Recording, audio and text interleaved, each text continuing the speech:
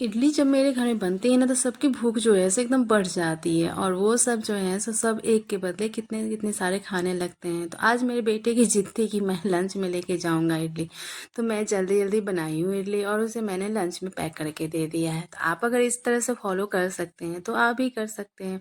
तो उसके लिए लेकिन एक दिन पहले से आपकी तैयारी को शुरू करनी पड़ेगी। तो चलिए आज हम चलते हैं अपने इस रेसिपी की तरफ। कभी आप भी ट्राई करके देखिए, कितनी अच्छी बनी थी और ये बहुत ज़्यादा जालीदार भी बनती है।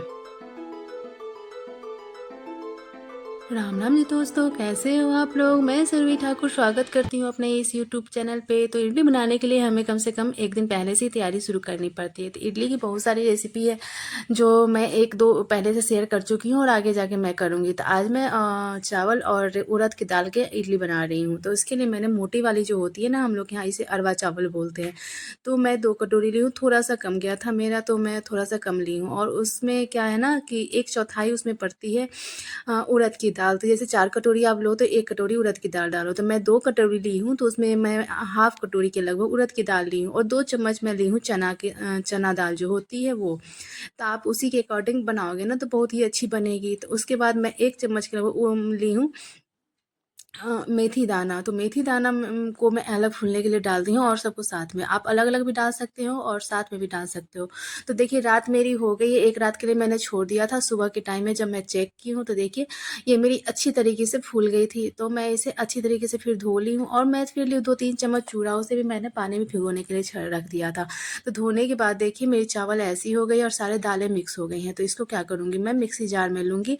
जो यहाँ पोहा है, हम लोग यहाँ चूड़ा बोला जाता है, आपके यहाँ क्या बोला जाता है आप कमेंट करके ज़रूर बताइएगा। फिर मेथी दाना है, उसके भी मैंने पानी को साइड कर दिया था, और साथ में ही फिर दाल को 2 बार में करके मैं इसे पीस लूँगी, क्योंकि एक बार में जार में आएगी नहीं। तो हम इसे खूब महीन सा बारीक बारीक पीस लेंगे कि जो मतलब उंगली पे डालने पे एकदम चिकनी चिकनी लगे, उस हिसाब से आप पीस लीजिएगा। ऐसे तो इडली का बैटर जो होता है थोड़ा सा खुरखुरा भी होता है, दोनों में ही अच्छा लगता है। तो मैं ये बनाऊंगी तो मैं पीस लेती हूँ। जैसे आपको दिखाती हूँ कि देखिए अब मेरी बैटर एक बैच की हो गई है तैयार। तो इतनी पतली होनी चाहिए, और ये ना ज़्यादा गाढ़ी होनी चाहिए ना ज़्यादा पतली होनी चाहिए। तो जितनी बैटर मैं तैयार करके रखी हूँ देखिए इसी हिसाब से। तो ये पीसने के बाद भी है ना, हम इसे मतलब लगभग 4 से 5 घंटे के लिए हम छोड़ देंगे। फिर मैं दूसरा बैच भी डाल के पीस लेती हूँ इसे। तो दूसरे बैच को भी मैं डाल लेती हूँ। और इसमें पीसने टाइम में आप पानी ना डालें, अगर डालना भी है तो 2 से 3 4 चम्मच आप डाल सकते हैं। तो मैं आप जो देख रहे हैं इसमें पानी, तो मैं फर्स्ट बैच में पानी थोड़ा सा डाली थी, मुझे डालने का ज़रूरत पड़ा था। तो इतने ही मैं पानी डालती हूँ जिससे ये पीस गई है और थोड़ी सी लिक्विड हो गई है, और ये बाद में जाके ना थोड़ी सी गाढ़ी हो जाती है। और इसे जब भी आप ट्रांसफ़र करें तो थोड़े से बड़े बर्तन में आप ट्रांसफ़र करें तो बहुत सारा बर्तन हो जाएगा धोने के लिए।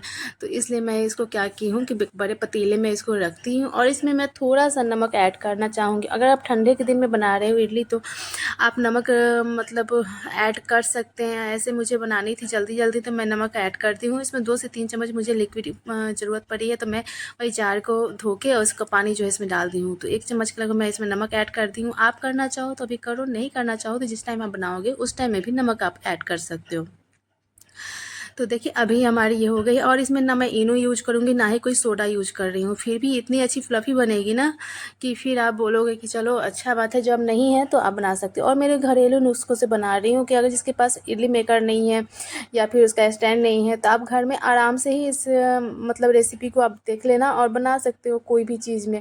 तो इसे मैं ढक के रख देती हूँ कम से कम 5 से 6 घंटे के लिए। और देखिए 5 से 6 घंटे हो गई हैं। देखिए इतने बड़े बर्तन में डाली हूँ और गाढ़ी हो गई है ना। मैं जस्ट डाली थी तो उस टाइम में बहुत ज़्यादा गीला था, और अभी देखिए कितनी गाढ़ी गाढ़ी हो गई है। तो इसे मैं मिक्स कर दूँगी। इतनी अच्छी फ्लफ़ी हो गई थी ना, ये खूब अच्छी बन गई थी। तो मैं इसे थोड़ा सा फेंट लेती हूँ 2-3 मिनट के लिए, ज़्यादा फेंटने की ज़रूरत नहीं है। देखिए तो ये मेरी फिट गई है और फूल जाती है। ये जितनी हम डालते हैं ना बर्तन में उससे ज़्यादा ये 4 से 5 घंटों में फूल के थोड़ी सी ज़्यादा हो जाती है। इसलिए हम बोल रहे थे पहले कि इसे बड़े बर्तन में डालेंगे। अब हम लेंगे इडली मेकर। आपके पास अगर ये नहीं है तो आप एक कटोरी ले लो, प्लेट ले लो, सेम साइज़ की बस होनी चाहिए, बस देखने में अच्छी लगती है। सेम ना भी हो तो भी चलेगी, क्योंकि अगर घर में खाना है तो हमें किसी को दिखाना नहीं है, इसलिए सेम चाहिए। फिर इसमें हम क्या है ना ग्रीस कर देंगे ऑयल पूरे में। तो आप जो भी ऑयल यूज करते हो आप वो ऑयल इसमें डाल सकते हो। तो पूरे में हम ग्रीस कर लेते हैं।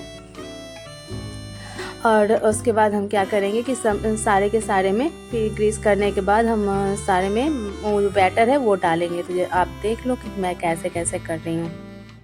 तो देखिए अब सारे जो बर्तन है ना, इसे सांचे बोल सकते हैं, इसमें हमने तेल को ग्रीस कर लिया और चम्मच की मदद से हम इतना उसमें डालेंगे ना बैटर, थोड़ा सा कम डालेंगे, पूरा ऊपर तक इसको नहीं कर देंगे, नहीं तो ये फूलने में इसको नहीं बनेगी और फूल के ऊपर नीचे गिरने लगेंगे। तो ऐसे ही करके हम सारे सांचे में डाल देते हैं। अब इसको हम सेट करेंगे इस हिसाब से ना कि जिसके इसके भाप मिलने चाहिए। तो जितनी कोना है ना उस हिसाब से एकदम सेम साइज पे नहीं डालेंगे, थोड़ा सा तिरछा, जिस साइड हम डालें उसे तिरछा, जैसे मैं लगा रही हूँ ना उसी हिसाब से। अगर आप कटोरी या प्लेट में कर रहे हो तो एक बड़े से प्लेट में आप डालो, उसके नीचे अगर कढ़ाई है, पतीला है, जो भी चीज़ है उसमें पानी डाल लीजिए पहले और उसे गर्म होने दीजिए। जब वो अच्छी तरह से गर्म हो जाए ना तो कोई नीचे एक छोटा सा बर्तन रख लीजिए, प्लेट रख लीजिए छोटा सा या कटोरी रख लीजिए, उसके ऊपर वो बर्तन डाल के और उसके ऊपर से जो कटोरी है, प्लेट है, जो भी सांचा आपने बना के रखा है उसे डाल दीजिए और पतीला में ढक दीजिए। तो देखिए मैं इतनी बड़े पतीला में बना रही हूँ। आप इसे कुकर में भी डाल के बना सकते हो, पतीला में बना सकते हो, इडली मेकर है तो उसमें भी बना सकते हो। तो जब भी जो चीज़ में खाने का मन हो तो ये मत सोचो कि मेरे पास ये चीज़ नहीं है मैं कैसे बनाऊँ। तो आप बिना इडली मेकर का भी इडली बना सकते हो, बस टेस्ट आनी चाहिए। ये तो बस शेप है जो शेप के हिसाब से लोग बनाते हैं। तो ये मेरी हो गई है। इसे मुझे बनते हुए लगभग 7 से 8 मिनट हुई है। तो टेस्ट करके मैंने देख लिया है तो ये इसके अंदर चिपक नहीं रही है। तो मैं ये हो गई है तैयार। तब मैं चूल्हे को कम कर दूँगी क्योंकि मुझे और भी बैचेस तैयार करने हैं। तो मेरे बच्चे को जानी थी स्कूल, तो उसके लिए मैं जल्दी इसको निकाल ली हूँ और उसे एक बैच में जितना भी चाहिए था उसे मैं तैयार करके दे दी हूँ। फिर मैं दूसरे बैचेस का तैयारी कर रही हूँ। देखिए पहले इसे निकाल लेंगे, थोड़ी देर के लिए ठंडा होने के लिए इसे हम रखेंगे, मुश्किल से 2 मिनट के लिए। इसे हम खोल लेंगे और चम्मच या फिर चाकू की मदद से हम सारे इडली को निकाल लेंगे। तो फिर आपको दिखाऊंगी कितनी फ्लफ़ी बनी थी। तो इसे मैं छोटे से प्लास्टिक के चाकू से भी निकाल के, क्योंकि जब हम तेल ग्रीस करते हैं ना उससे क्या होती है कि इसके अंदर ये चिपक नहीं पाती है अच्छे तरीके से, बस सांचा बन जाती है। देखिए कितनी अच्छी बनी थी ना ये, और खाने में तो क्या बताऊँ इतनी टेस्टी थी ना, आप यकीन मानिए कि आप इस हिसाब से बनाइए, बहुत ही ज़्यादा अच्छी लगेगी। बस यही है कि अगर ऐसे वाली खानी है आपको उड़द दाल वाली, तो एक दिन पहले से आपको तैयारी करनी पड़ेगी।